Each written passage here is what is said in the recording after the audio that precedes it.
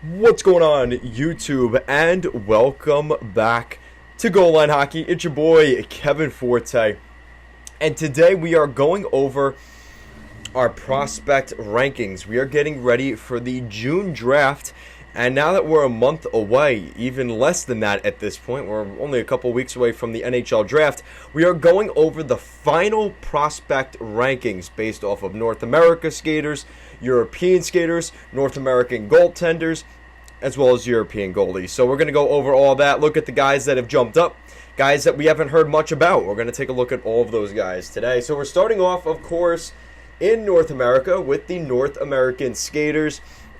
At number 10 is Owen Beck. A couple of Canadians on this list, and obviously he is one of those guys. He's a center playing in Mississauga with the Steelheads of the Ontario Hockey League in the OHL. Isaac Howard comes in. He's a U.S. guy, a winger playing with the U.S. under-18 team. Looks like a pretty talented player. We once again see another guy with the Steelheads from Mississauga of the Steelheads, another center, Luca Del Beluz. This guy has really risen up his prospect rank. This is a guy that's been rumored even to jump into the top 15 of this year's NHL Draft. A lot of scouts have been very high on him recently, so don't be surprised if you're a team in those top 15 picks. He could be one of those guys in the mix come draft day. Kevin Korchinski, we got our first defenseman here. He's playing in Seattle in the Western Hockey League with the Thunderbirds. Again, first defenseman we're seeing on the list here. Kind of like Luca Del Beluz, we're starting to get to guys in potentially in the top 20 of this year's draft, maybe even top 15. Kevin Korchinski is absolutely not the top defenseman in this year's draft, but he's a good defenseman if you're picking probably between 15 and 25. Kevin Korchinski will probably be off the board somewhere around there. At number 6, we have Pavel Mitikov. Kind of weird to see the Russian defenseman here in the North American skaters, but he came over to play for the Saginaw Spirit in the Ontario Hockey League. He was a part of the European Draft for the CHL, obviously before all the restrictions that they currently have with Russia right now. So it's nice to see that he is in there, he's playing, and is expected to be a very good prospect. So you have two defensemen there. The next guy is another Canadian here, and again, talk about maybe moving into the top 10. Winnipeg Ice center Connor Geekie. People have really liked Connor's game, and they see him as a guy that can really make some noise in the National Hockey League. Again, he's definitely not the number one center here, no real surprise.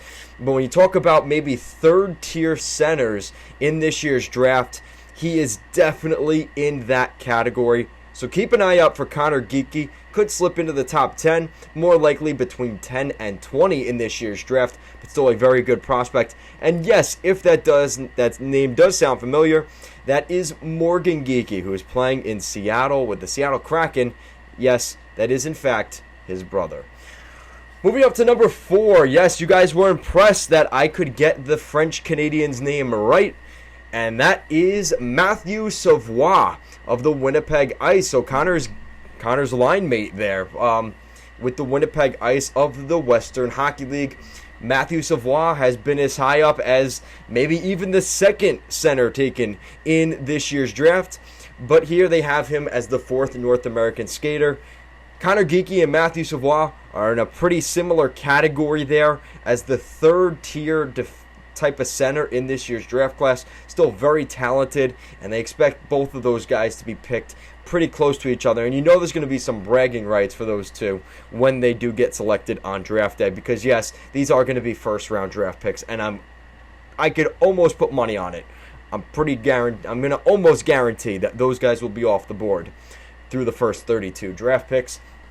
At number 3 here for the North American skaters, we're heading back to the States. Winger from the U.S. under-18, Cutter Gauthier. A lot of people have been high on Cutter Gauthier. He's more of a power forward. A lot of people have compared him a lot to a guy like Chris Kreider of the New York Rangers. So obviously a team looking to add a little bit more size to their roster. At that number 10 spot, the Anaheim Ducks. Sounds like a pretty good fit there. Cutter Gauthier would be a great addition to a team like the Anaheim Ducks. Definitely a team's looking to add size. He will be able to do that for you. And he has a lot of talent. A lot of people expect him to go in the top 10. He's going to go very early on draft day in Montreal. The number 2 center in North America is rumored to be, depending on who has that second overall pick.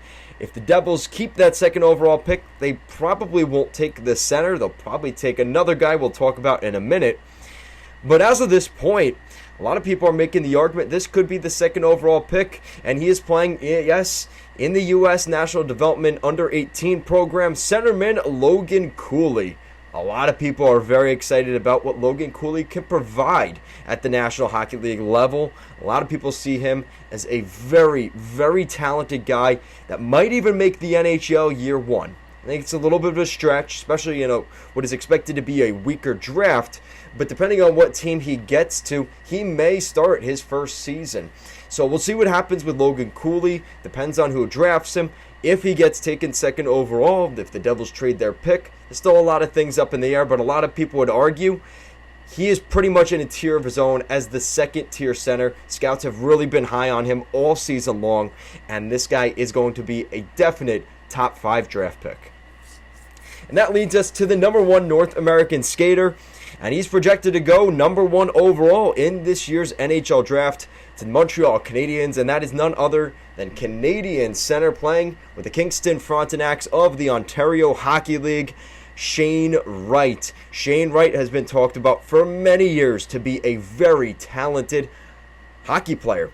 The problem is his high potent offense potential has kind of slipped the last couple of seasons, and specifically this year with the Frontenacs. So maybe that that offensive potential is a little bit less, and that ceiling is a little bit lower than maybe some people had it as soon as last year. But he is by no means, this is the number 1 draft pick. It would be a real shock if the Montreal Canadiens stepped up to the podium and did not select the captain of the Frontenacs this season, Shane Wright. So there are your North American skaters. Moving along to international skaters, we have Brad Lambert at number 10, the Finnish centerman. A lot of people have been high on him. The problem is he's been playing in Finland in the Liga, SM Liga, and the biggest problem for Brad Lambert has been more of the off-ice stuff. The biggest thing for Brad Lambert has been he switched teams during the season. He was originally playing with JYP, ends up going to the Pelicans mid-season. It doesn't look great in your draft year from that perspective. And again, there has been some questions about his character and some off-ice things. He's a very talented hockey player. He has the intangibles. It's more about the off-ice stuff, and I think he could slip in this year's draft because of that. And again, it's kind of a shame, but listen, if a team's out there willing to take him, and somebody will take him day one. Out of 32 teams, somebody will take him. In preseason rankings, I was even hearing him as potentially number 2 or in the top 5 at the very least. So I do expect Brad Lambert to definitely go on day 1 of the NHL Draft. So I guess we'll have to wait and see what happens with that. Moving on here, we have from the Swiss League. So we have a defenseman playing in Leksand of Sweden. Leon Bichel. I really haven't heard much about this guy. This guy has obviously been moving up recently, and a lot of people are pretty high on him. I don't really know too much about him quite yet. He's probably going to be a later first-round pick. But again, there's a defenseman there. Teams are going to be going after that. Liam Ogren at number 8 here for international skaters. A left wing from Djurgården, Sweden. We know there's been some pretty good players from Djurgården recently. Most recently from the New Jersey Devils draft pick, Alexander Holtz. Pretty good player from Djurgården, a winger. So they have been drafting some pretty good potential NHL players. So hopefully that's the same for Liam Ogren. So we'll see what happens there. At number 7, actually sliding down a little bit, Russian right winger Dania Yurov. A lot of people have been very high on Dania Yurov throughout the season. It's just, recently I saw The Athletic had him as a top 10 draft pick even. He's been playing with Magnitogorsk, of course, of the infamous Continental Hockey League over in the Big Bad KHL. So he's been playing with men. He's been playing with guys that are of age. A lot of people see him as a guy that's going to develop quicker. Again, we talk about playing in the SHL with men or the KHL with grown guys. That does make a difference. I think that's going to help in the development of a player like Dania Yurov, and we could see him. Maybe the fall's a little bit optimistic, but I think next fall in training camp, he could be a guy fighting for a roster spot at the National Hockey League level, which is really nice to see. Moving up here at number 6, Swedish right winger again here. We have another Swede, Jonathan Lekkerimäki. Very interesting name. Again, playing in Djurgården of the SHL. Again, we already talked about Alexander Holtz. It's been a couple of really good players from Djurgården recently. So this is another talent. They're expecting to be a pretty good player. I know the Red Wings have kept tabs on him. We know Dan Cleary and Nicholas Kronwall have been scouting Sweden very much this season. So you know that there's a chance that a guy like Jonathan Lekkerimäki could be on the board for them at that number 8 draft pick. It's kind of wide open, and we know Steve Yzerman does like to go with the off-the-board pick. We saw him do that a couple years ago with Mo Seider, who was supposed to be a mid-first round pick. He might win the Calder this season. Looks like that was a pretty good move there. So expect the unexpected for Stevie Y and the Red Wings. That could be a guy that falls into their lap. So now we are heading to Austria. We have the Austrian center playing with Rögle in Sweden, Marco Kasper.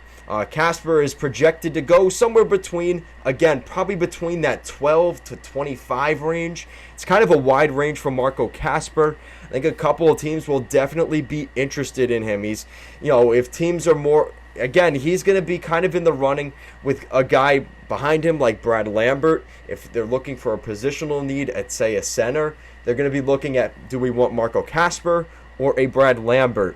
And that's where Marco Kasper has the edge right now. He's been a little bit quieter, he's left everything on the ice, no off ice, stuff going on. It's allowed his stock to rise, maybe above a guy like Brad Lambert. So Marco Kasper, I have him going to the Vancouver Canucks, somewhere in that range. Again, depending on what the Canucks do this year, if they trade JT Miller, if they were to trade Bo Horvat and completely rebuild that center core, again, you're looking at a guy like Marco Kasper to come in. We just mentioned the Detroit Red Wings. I think they're another team that could be in the mix for that as well. So again, those centers that come off the board in the top 15, it's going to be kind of interesting what the order is between Shane Wright, Logan Cooley, Savoie, and then these guys here in Europe, guys like Marco Kasper and Brad Lambert. So now we're staying away from some wingers and centers here for a little bit. We're going back to the big defensemen, and the top 2 defensemen are the guys we're going to talk about next. David Jiricek, playing in the Czech Republic, playing with Polzin of Czechia. What you're looking at with David Jiricek, I'm surprised they have him lower than potentially his draft prospect rival here. A lot of people really like David Jiricek. They have him potentially going up at number 4, potentially to the Seattle Kraken, a right shot defenseman, which we know the NHL is a very hot commodity. Having a right shot defenseman available, especially this early in the draft, potentially in the top 5, a lot of people like Jiricek's game.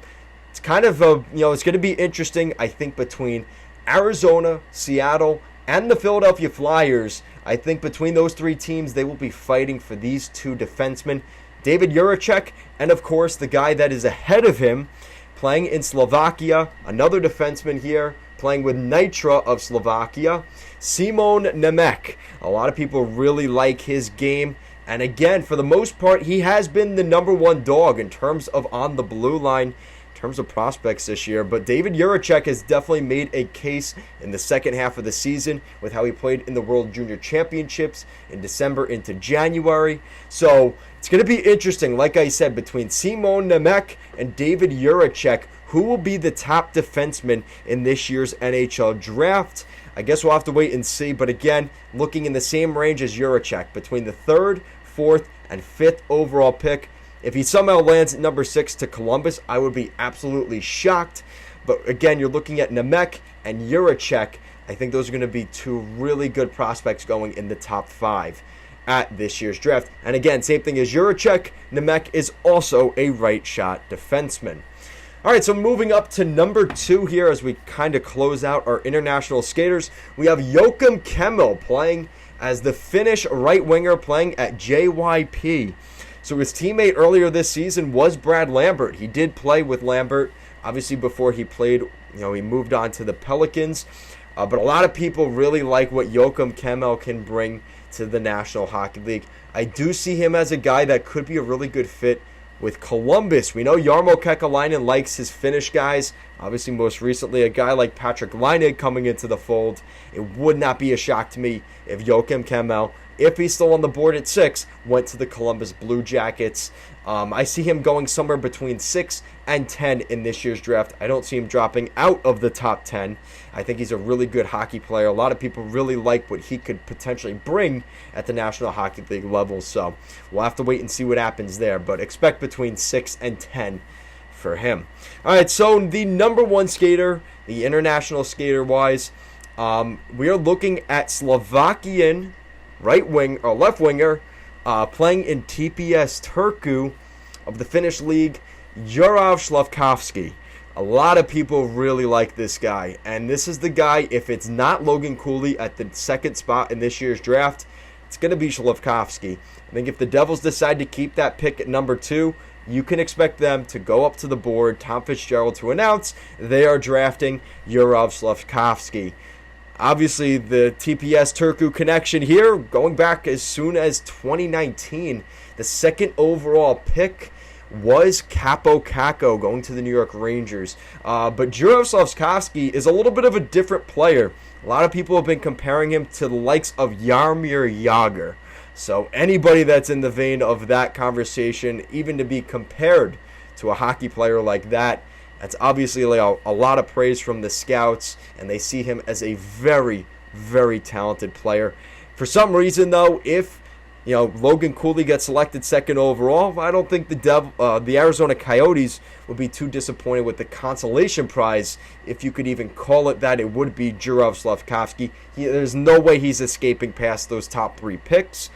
In some order, I truly believe it's Shane Wright, Logan Cooley, or Juraj Slafkovsky. In some order, it's going to be those 3 guys, and I think at this point they've kind of cemented themselves in there. Other than that, though, things get a lot more open between, I would say, 6 and 20 in this year's draft. Nobody knows who's keeping their picks. Teams are going to trade back. The teams are going to trade up for certain guys. It's going to be crazy, and I think because of just the volatility of what could be happening on draft day, it's really hard to predict who's going to be going where. But in the top 5, I can almost guarantee you we're going to see those 2 defensemen go, 2 right shot defensemen, and the 3 guys I mentioned. And then looking at goaltending, nobody's really talking about the goalies here. And the reason for that is none of them are expected to go in the 1st round. Tyler Brennan is the top North American goalie prospect. He's been playing in Prince George of the Western Hockey League with the Cougars. A lot of people like what he can bring. But again, he's still so young. When you talk about goalies, the youngest goalies you see at the NHL level, you don't see them coming in at 18, 19. Very rarely there's the Spencer Knight at 20 years old. You're looking at a development project. Tyler Brennan hasn't stood off the board so much that I think he's going to be talked about like Yaroslav Askarov or Jesper Wallstedt or Sebastian Kosa over the past couple of years. I think you're looking at Tyler Brennan more of a depth goalie prospect in terms of when he will get selected. I'd be very shocked if he was selected in the top 20. Might even not even be in the top 30 of this year's draft. So keep an eye on that. That is definitely the top goalie prospect. We're going to have to wait and see where things kind of fall there. So we have another guy from JYP here to end off our international goalies. We have Topias Lenonen playing for JYP Juniors team in the Finnish Junior League. A lot of people like what this guy has. Again, it's so hard to predict what these goalies will become. And unfortunately, you have the scenario. This is kind of extreme, but You look at the Roberto Luongos of the world and the Marc-Andre Fleury's of the world drafted first overall. And then, of course, I have to make fun of my team. And then you have the Rick DiPietros of the world drafted first overall. So when you talk about goalie prospects, it's very hit or miss. You don't really know with these things. But Topias Leonin is going to be mentioned. I think he's going to probably go in the second round. Again, might even be the third round. Depends on when Tyler Brennan gets picked up as well. That's going to have some say on that side of things. But the goalie prospects aren't really jumping off the board like we saw last year, where we saw 2 goalies picked in the first round. I don't think we're necessarily going to see that this time around. Overall, there's a lot of really talented hockey players in this year's draft, and I think that, like I said, a lot of volatility in especially the first round. If you see a guy, if there's a guy on the board at, say, 9 or 10 that a team had at, say, going to Columbus' spot at 6, don't be surprised if we see a lot of movement this year. Teams moving up, teams moving out of the first round, teams moving further up in the first round.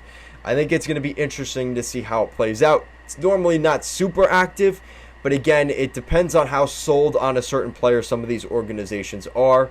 And guess we're going to have to wait and see, right? We don't have to wait too much longer, though. The draft is a month away, which is very exciting. So, guys, let me know what you think in the comment section down below.